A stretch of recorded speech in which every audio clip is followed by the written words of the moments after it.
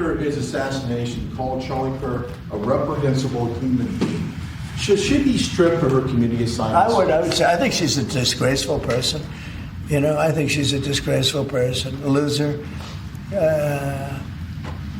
It's amazing the way people vote. I know it's people from her area, maybe of the world. I don't know. They got here and they vote her in. It's hard to believe, but I think she's a disgusting person. The entire wing nuttosphere at that point in time completely lost their minds over this report. It was Barack Obama coming for their free speech and so forth. And it turned out to be true. The numbers don't lie. I mean, yesterday I was able to acquire a chart from the well-known libtards at The Economist that showed that there's been vastly more right-wing driven violence in the United States since 1990. I mean, you go all the way back then up through today than there is liberal violence or Islamic violence or anything else. And that includes 9/11 in the mix.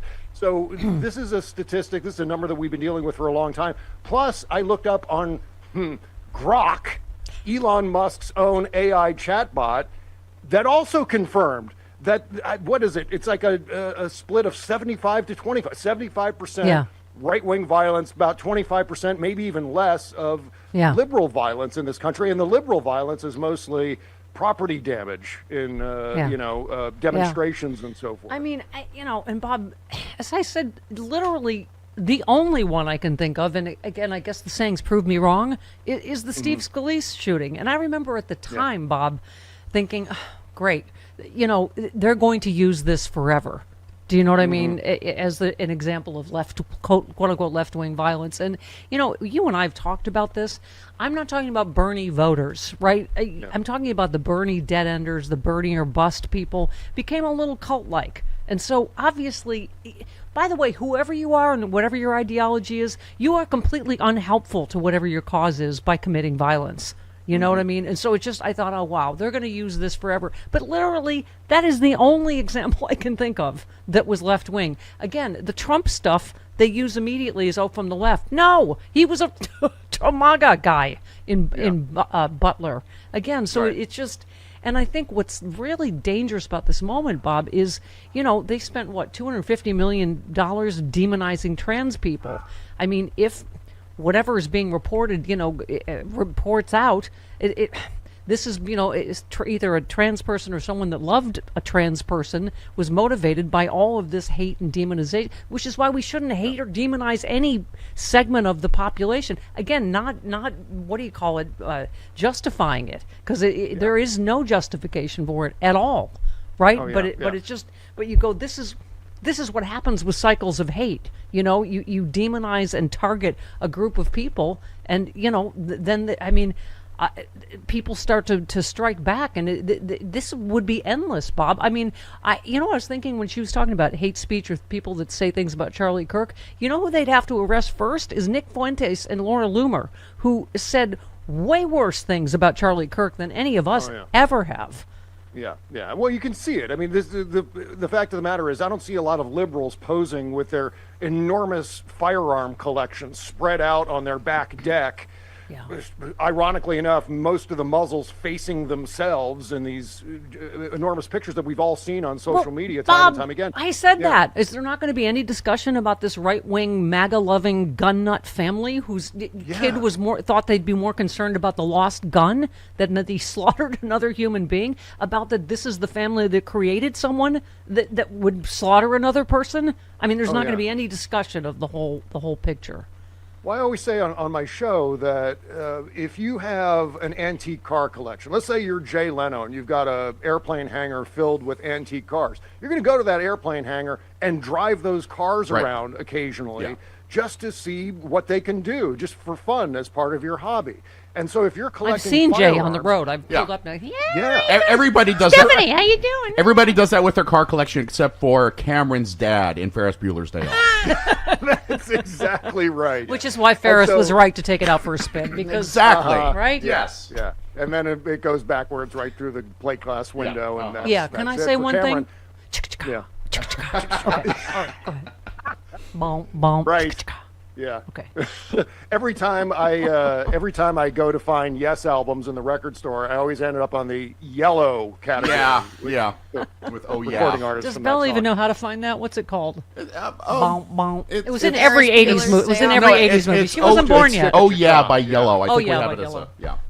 Yeah. It's my But favorite. anyway, so my point is that if you're buying all these firearms because they look awesome, that's the other thing in our gun culture. Yeah. Firearms just look awesome, so people want to buy them because they look awesome. They look cinematic, they look manly, and that's why I was always proposing that firearms, there should be a law that all firearms should be pink or rainbow colored. Yes. Because that disincentivizes the aesthetics of firearms. But I anyway, like you your collect these idea, and I know firearms. you keep going. I know they're not going to do it. I'm just making a point. Exactly right. Yes, I always have to clarify that. It's just I'm thinking outside the box There you here. go. Just trying to come up with something different because our normal arguments, more background check. Right. That's not working. But anyway, Right. so Here, my point eventually is, they're Bob. gonna What I wanna- want to say about that is, yeah. Okay. Stephanie Miller. All right. Does anyone else not think it's weird that his father was calling him about the lost gun first? Just that Yeah, grandpa's I know. gun, and I mean, okay. But that's go just ahead. that's the centerpiece of all these things, all these acts of violence, and eventually people who collect firearms are going to want to use them. They're going to want to see what they can do. Oh yeah, this AR-15, this is supposed to be the most popular firearm in the United States. I want to check out its stopping power. I want to see how it'll mutilate a human body. And so someone who's been indoctrinated into one of these Groyper cults and their politics are all over the place and they don't know which end is up, sometimes they will act out like this. And when there are weapons at their Yeah. disposal that they can use in this process of acting out, I've heard they many- will tend toward that action. I've heard many pundits, Bob, use the same word that Sean used here when this first happened, is nihilism. Yeah. It's like a nihilist, and it's not. And first of all, for people that are old, it's not actually easily understandable. No. Like we've needed our Gen Z translator Bella to tell us what's The irony upon layers of irony Yeah. that are Yeah. present in these weird circles on Discord. Yeah. Well, I that's mean- what we see time and time again. The shooters, people committing violence, whose politics are all over the place. I mean, we see Well, these. he wasn't these registered things- as anything, this shooter. Oh, So yeah. it's like, again, Bob, I keep saying they keep making like he was the head of the DNC. You know what I mean, like it seems like this was a personal issue because he, loved a trans person. So this Yeah. was and again, I don't care what your issue is, gun's not the way to solve it. But anyway, Right. I mean, you just said nothing makes it more clear how Trump. You were retweeting. Sorry, Trump defines hate speech than him applying the term to a super bland question from a reporter. I mean, it has Oh yeah, gotten yesterday with Jonathan Karl, Yeah, where does- Jonathan Karl's merely like, Pam Bondi's going to be going after people over hate speech. What do you think of that? And Donald went off, getting in Jonathan Karl's face from ABC News, and saying that, I'm going to go after you now. This is the sort of thing. This is the thing that we've been fearing since Election Day last year. That because Donald Trump is president again, it's like a monkey. Donald Trump with the presidency and the powers of the presidency is like a monkey with a machine gun. And now we're all concerned that he's going to come after us. He's going to investigate us, or he's going to sue us, those of us who have voices on the left and who have a platform. And so this is just another aspect of Right, this and Stephen slow-moving Miller- fascist dictatorship. Okay, give me with Stephen Miller saying this. Hold, please. We are going to channel all of the anger that we have over the organized campaign that led to this assassination to uproot and dismantle these terrorist networks. We are going to use every resource we have at the Department of Justice, Homeland Security, and throughout this government to identify, disrupt, dismantle, and destroy these networks and make America safe again for the American people. It will happen, and we will do it in Charlie's name. What networks? He wasn't part of a The terrorist DNC. network. He considers the DNC Right. a terrorist network. But that's what I mean. This isn't a terrorist network. Right. It's one white kid raised by a MAGA white Republican Right, gun nut right, family. Right. But he's using it as an excuse to go after every organization Yeah. of Democrats that they can find.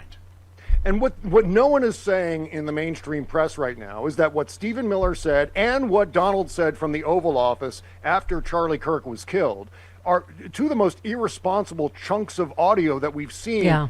I can Ever. tell you, as far as presidents go, from the Oval Office, I've never seen a more irresponsible set of remarks than Donald Trump on whatever it was, Wednesday night of last week. And because what he's doing is he's inciting his own fanboys, his own disciples, into taking matters into their own hands by labeling more than half of the American voting population as the enemies of the people, as the enemies of the state. And so now it's not just what Donald Trump and his fascist dictatorship is going to go after. It's about what the fanboys are going to do. And, starting with the swatting attacks and the pizza deliveries on up to additional acts of violence. And Donald Trump and Stephen Miller are themselves inciting violence. Thank you. When Katie Miller is talking to Pam Bondi, I'm like, your husband should be the first one that's arrested for hate speech if you're going to arrest people for quote unquote hate speech. I mean, Bob, it's just, I think it boggles the mind. The way you put it, you said obviously Donald's direct threat to Jonathan Karl is a clear violation of both the free speech and or free press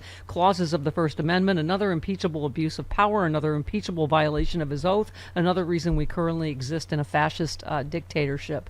I mean, no kidding, right? I mean, it's... it's like there's almost so much hypocrisy in my brains because I'm already lightheaded. It's just going to explode from the I mean, this ruling was for the Klan initially, right, about free speech, and the Klan did kill lots of African American people. They were protected. That's right. And then, by the way, I was going to say, when you go back, you were speaking of presidents. Even when you go back, the assassinations in the '60s of liberals, the Kennedys, Martin Luther King, the Reagan, when they bring up Reagan, it's like that guy wasn't political. He was a nutcase that was trying to impress Jodie Foster. It wasn't for political reasons, right? Yeah.